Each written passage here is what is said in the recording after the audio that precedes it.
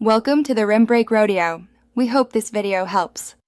In this video, I will explain how to make yogurt without a traditional starter culture. It's simpler than you might think.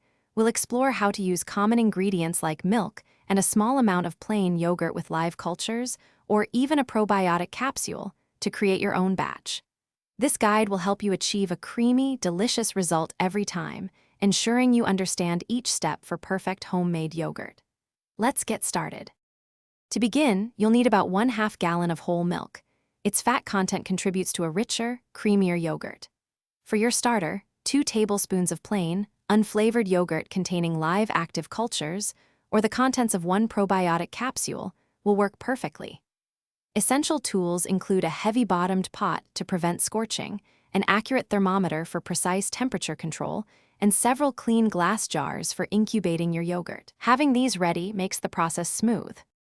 First, slowly heat your milk in a pot to 180 degrees Fahrenheit.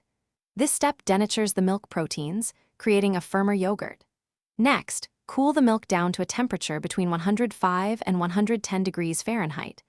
This range is ideal for the beneficial bacteria to thrive. Once cooled, gently whisk in your starter, whether it's the 2 tablespoons of yogurt or the probiotic capsule contents, ensuring it's well combined. Now it's time for incubation. Place your jars in a warm environment, maintaining a temperature around 100 to 110 degrees Fahrenheit for 6 to 12 hours. A cooler, an oven with the light on, or a yogurt maker works well. After incubation, check for your desired thickness. It should be set. Finally, chill your homemade yogurt in the refrigerator for at least 4 hours to stop fermentation and enhance its flavor and texture. Enjoy. Thanks for watching. Consider subscribing if we helped you.